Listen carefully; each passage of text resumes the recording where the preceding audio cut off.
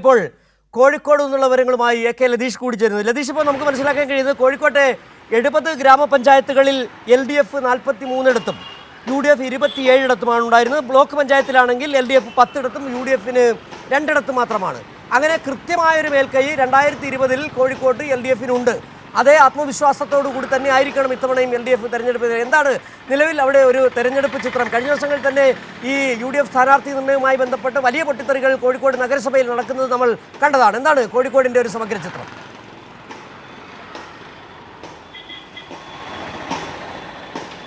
സിജു, കോഴിക്കോട് ജില്ലയിലും തദ്ദേശ സ്ഥാപനങ്ങളുടെ കണക്കുകൾ പരിശോധിക്കുകയാണെങ്കിൽ LDFന് വലിയ മേൽക്കൈയുള്ള തദ്ദേശ സ്ഥാപനങ്ങൾ തന്നെയാണ് ജില്ലയിലെ മഹാഭൂരിപക്ഷവും.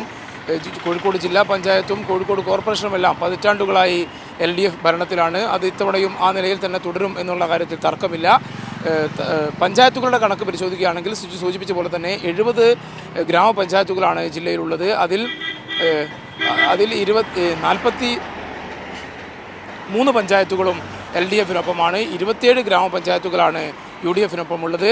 12 ബ്ലോക്ക് പഞ്ചായത്തുകളാണ് ജില്ലയിൽ ഉള്ളത്. അതിൽ 10 ഇടത്തും LDFനാണ് മേൽക്കൈ.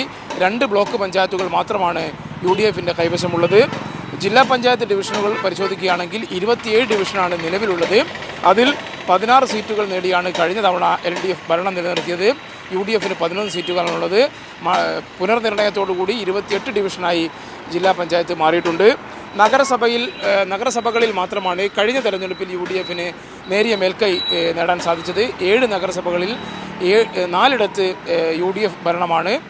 3 LDFന് ഭരണം ലഭിച്ചത്. കൊയിലാണ്ടി, വടകര, മുക്കം മുനിസിപ്പാലിറ്റികൾ LDF ഭരിക്കുമ്പോൾ രാമനാട്ടുകര, ഫറൂഖ്, കൊടുവള്ളി, പയ്യോളി നഗരസഭകൾ കഴിഞ്ഞ തവണ UDFൻ്റെ സാഹചര്യമാണ് ഉണ്ടായത്.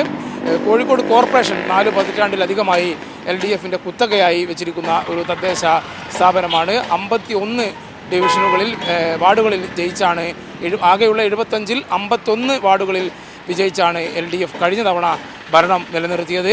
17 സീറ്റുകളിൽ UDFും 7 ഇടങ്ങളിൽ BJPയും കോഴിക്കോട് കോർപ്പറേഷനിൽ ജനപ്രതിനിധികൾ ഉള്ള സാഹചര്യമാണ് നിലവിലുള്ളത്. എന്തായാലും LDF ഘടകകക്ഷികളുമായുള്ള ചർച്ചകൾ പൂർത്തിയാക്കി സ്ഥാനാർത്ഥി നിർണയത്തിലേക്ക് കടന്നിട്ടുണ്ട്. ഔദ്യോഗികമായി സ്ഥാനാർത്ഥികളെ പ്രഖ്യാപിച്ചിട്ടില്ല. ഇന്നും നാളെയുമൊക്കെയായി 2 ദിവസത്തിനുള്ളിൽ തന്നെ പൂർണ്ണമായ ചിത്രം കോഴിക്കോട് ജില്ലയിൽ തെളിയുമെന്നാണ് നമുക്ക് മനസ്സിലാക്കാൻ വേണ്ടി കഴിയുന്നത്. UDFൽ വലിയ തോതിലുള്ള അനൈക്യവും അതൃപ്തിയും ഉടലെടുത്ത സാഹചര്യമാണ് ജില്ലയിലുള്ളത്. കോർപ്പറേഷനിലാണെങ്കിലും ജില്ലാ പഞ്ചായത്ത് ഡിവിഷൻ സ്ഥാനങ്ങളിലേക്കാണെങ്കിലുമെല്ലാം കോൺഗ്രസിനുള്ളിലും UDFനുള്ളിലും വലിയ ആശയക്കുഴപ്പം നിലനിൽക്കുന്ന ഒരു സാഹചര്യം കൂടിയാണ് കോഴിക്കോട് ജില്ലയിൽ നിലവിലുള്ളത്. സിജു, ശരി.